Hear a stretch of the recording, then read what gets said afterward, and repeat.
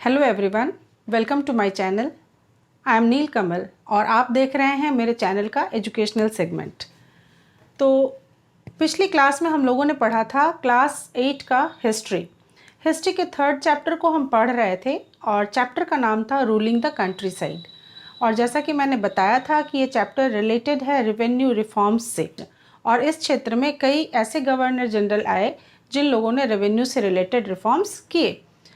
पहला नाम मैंने आपको वॉरेन हेस्टिंग्स का बताया था। उसके बाद मैंने बात यहाँ पे लाके ख़त्म की थी कि काफ़ी लंबे समय तक 1 ईयर सेटलमेंट चलते रहा था, जिसमें कि कंपनी को हर साल रेवेन्यू कलेक्ट करना होता था। सर जॉन शोर ने भी इस क्षेत्र में कुछ काम किए और जॉन शोर के बाद कॉर्नवालिस ने इस व्यवस्था में कुछ सुधार किए और जिस व्यवस्था को लागू किया उसे हम परमानेंट सेटलमेंट के नाम से जानते हैं। मेरे पिछले वीडियो में मैंने यहाँ पे बात छोड़ी थी कि हम इसे और किन अलग अलग नामों से जानते हैं। तो चलिए स्टार्ट करते हैं, थोड़ा सा इसका हिस्ट्री देख लेते हैं। तो हिस्ट्री में बट ऑब्वियसली मैं थोड़ा सा पीछे जाना चाहूँगी, क्योंकि ऐसा ये पहली बार नहीं हुआ था कि इस व्यवस्था को लंबे समय के लिए लागू किया गया था। तो पहले हम इस व्यवस्था का क्या अलग अलग नाम था ये देख लेते हैं। तो हिंदी में तो इसे अस्थाई बंदोबस्त कहते हैं, ठीक है।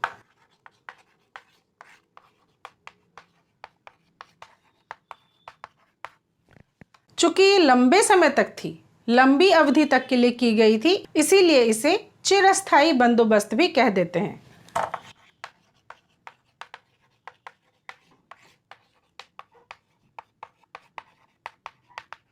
इसके अलावा इसे इस्तमरारी भी कहते हैं।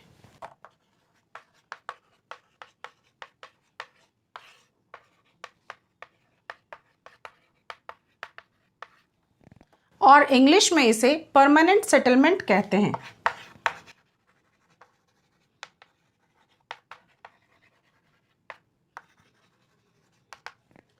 तो ऐसा पहली बार नहीं हुआ था कि इतने लंबे समय तक के लिए किसी भू राजस्व व्यवस्था को लागू किया गया था, रेवेन्यू सिस्टम को लागू किया गया था। इससे पहले भी अकबर के समय में जो उनके फाइनेंस मिनिस्टर थे राजा टोडरमल, उन्होंने भी भूमि के क्षेत्र में एक सुधार किया था जिसे जब्ती सिस्टम कहते हैं, या कई बार उसे दहसाला बंदोबस्त भी कह देते हैं।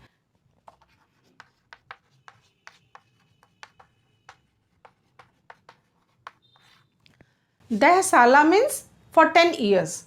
तो इसमें भी 10 ईयर्स के बेस पे ही रेवेन्यू कलेक्ट किया जाता था। तो जब्ती या दहसाला जो था ये तो अकबर के टाइम में था, ठीक है। और कॉलोनियल पीरियड की जब हम बात करते हैं तो परमानेंट सेटलमेंट कहते हैं, जिसे लॉर्ड कॉर्नवालिस ने लागू किया था। और जब हम रेवेन्यू सिस्टम के बारे में पढ़ते हैं तो एक चीज़ जरूरी है जानना कि किसने लागू किया, कब लागू किया और कहाँ लागू किया। तो चलिए देखते हैं। परमानेंट सेटलमेंट से जुड़े हुए 3 सवाल होंगे हमारे। Who introduced it, when and where. किसने शुरू किया, कब शुरू किया और कहाँ शुरू किया, यानी कि किन क्षेत्रों में शुरू किया। तो ये परमानेंट सेटलमेंट जो था ये लॉर्ड कॉर्नवालिस ने स्टार्ट किया था, ठीक है। लॉर्ड कॉर्नवालिस एक्चुअली उस समय जब आए थे तो ये कमांडर इन चीफ भी बनकर आए थे, साथ ही ये बंगाल के गवर्नर थे और पूरे भारत के ये गवर्नर जनरल थे। यह बिल्कुल भी कंफ्यूज मत होइएगा, क्योंकि ये वो समय था जब बंगाल के गवर्नर को भारत का गवर्नर जनरल कहा जाता था। तो कमांडर इन चीफ भी थे, गवर्नर भी थे बंगाल के, और इसके अलावा भारत के गवर्नर जनरल भी थे। तो इन्होंने लागू की थी ये व्यवस्था, और ये व्यवस्था लागू की गई थी 1793 में। 1793 में। अब सवाल उठता है कि ये परमानेंट सेटलमेंट किन क्षेत्रों में लागू किया गया था। तो इसके जो इनिशियल क्षेत्र थे वो थे बंगाल, क्योंकि शुरू में बंगाल में ही लागू किया गया था। बाद में चल के बिहार, और फिर थोड़े दिनों के बाद वाराणसी, और उसके बाद लास्ट में साउथ इंडिया का या मद्रास का जो दक्षिणी क्षेत्र था वहां पे भी इस व्यवस्था को लागू किया गया। इन जगहों पे परमानेंट सेटलमेंट को लागू किया गया। अब ये परमानेंट सेटलमेंट दरअसल था क्या, इसको चलिए बहुत ही आसान तरीके से समझते हैं। आपको एक बार में समझ में आ जाएगा और कोई कंफ्यूजन नहीं रहेगा, ठीक है बच्चों। तो आप एक ट्रायंगल ड्रॉ कर लीजिए बड़ा सा। ये ट्रायंगल ड्रॉ करने के बाद आप इसे 3 पार्ट्स में डिवाइड कीजिए। जब 3 पार्ट्स में तुम इसे डिवाइड कर लो तो इसमें अलग अलग नाम लिखेंगे। सबसे ऊपर हम लिखेंगे east India company, east India company, और सबसे नीचे हम लिखेंगे पीजेंट्स यानी किसान, फार्मर। ठीक है, बीच के हिस्से में हम लिखेंगे जमींदार।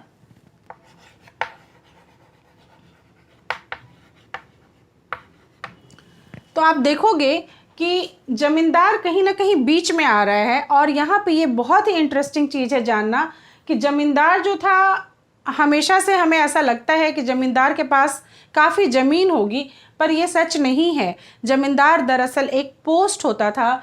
Zamindars were actually they were the mediator between the east India company and the peasants. तो इनका काम क्या होता था? इनका काम होता था पीजेंट्स से रेवेन्यू कलेक्ट करना और ईस्ट इंडिया कंपनी को जमा करना।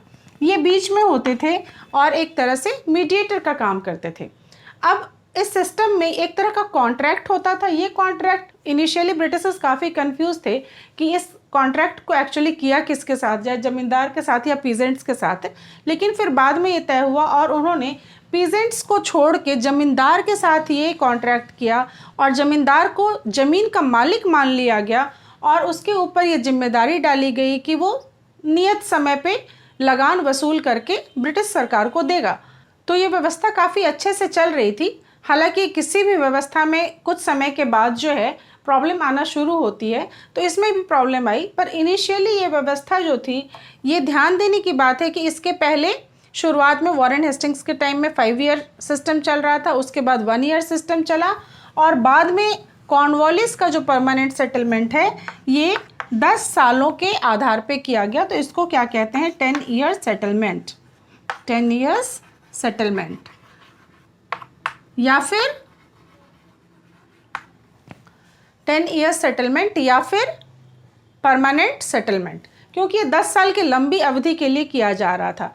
और इसमें ये 3 ग्रुप जुड़े हुए थे, जिसमें ईस्ट इंडिया कंपनी थी, जमींदार थे और किसान थे। तो अब ये सिस्टम जो था कि किसानों से वसूल करके ब्रिटिशर्स को देना, ईस्ट इंडिया कंपनी को देना, इसका क्या कॉन्सिक्वेंसेस हुआ वो हम देखेंगे। हम इसके एडवांटेजेस भी देखेंगे और इसके डिसएडवांटेजेस भी देखेंगे। क्योंकि इस व्यवस्था में ईस्ट इंडिया कंपनी, जमींदार और पीजेंट्स तीनों शामिल थे, तो इनका जो फ़ायदा होगा और नुकसान होगा वो हम तीनों के ही एंगल से देखेंगे। यानी इस व्यवस्था का परमानेंट सेटलमेंट के क्या एडवांटेजेस थे और क्या डिसएडवांटेजेस थे, ये हम तीनों के ही संदर्भ में देखेंगे। ऐसा नहीं है कि सिर्फ एक वर्ग का फ़ायदा देखेंगे। तो चलिए पहले ईस्ट इंडिया कंपनी का फ़ायदा देख लेते हैं। ईस्ट इंडिया कंपनी का फ़ायदा ये था कि भाई हर साल इसे तनाव होता था, हर साल का टेंशन ख़त्म हुआ इनका कि भाई चलो एक बार निश्चित कर दिया फॉर 10 ईयर्स, 10 साल के लिए तय कर दिया एक रकम जो कि ब्रिटिश ईस्ट इंडिया कंपनी को ज़मींदारों के द्वारा मिलनी थी, और उसके बाद टेंशन से मुक्त हो गया कि भाई ठीक है अपना आते रहेगा, कोई टेंशन नहीं है। मानसिक तनाव से इन्हें मुक्ति मिली। दूसरी बात, ये हर साल जो असेस करना होता था और कलेक्ट करना होता था रेवेन्यू को, तो ये काफ़ी टाइम कंज्यूमिंग होता था। तो कहीं ना कहीं इनका टाइम बचा, और ये जो टाइम बचा इसको इन्होंने अपने एक्सपेंशन में यूज़ किया, यानी ब्रिटिश एम्पायर का एक्सपेंशन करने में उसे यूज़ किया। ये तो ब्रिटिश ईस्ट इंडिया कंपनी का फ़ायदा था। जमींदार के एंगल से देखें तो जमींदार का तो खैर पूछिए मत, उसकी तो पौ 12 थी। उसकी पौ 12 क्यों थी? क्योंकि जमींदार जो था कहीं ना कहीं मीडिएटर था, और मीडिएटर जो होता है वो हमेशा ही फ़ायदे में रहता है। अब ये क्या करता था जमींदार, चूँकि रकम निश्चित हो गई है कि इतना रकम ही देना है रेवेन्यू में, मान लीजिए 10,000 की रकम है जो रेवेन्यू में देनी है, ये जमींदार क्या करते थे, ये जमींदार किसानों से फिर भी ज़्यादा वसूलते थे, और बीच का जो पैसा होता था ये खुद अपने पास रख लेते थे। तो इनका ये फ़ायदा हुआ है ना। इसके अलावा, इन दो चीज़ के अलावा ब्रिटिश ईस्ट इंडिया कंपनी का एक बड़ा फ़ायदा ये हुआ कि जो मीडिएटर वर्ग था जमींदार, वो इनका सबसे बड़ा लॉयल बन गया। एक ऐसा लॉयल वर्ग बन गया वो जो कि बाद में होने वाले सभी विद्रोहों में ब्रिटिशर्स के साथ मिलके विद्रोहों को दमन करने का काम किया। ये एक बहुत बड़ा फ़ायदा हुआ ईस्ट इंडिया कंपनी का। तो ये तो था ईस्ट इंडिया कंपनी का फ़ायदा। अब चलिए देखते हैं जमींदार का क्या फ़ायदा हुआ।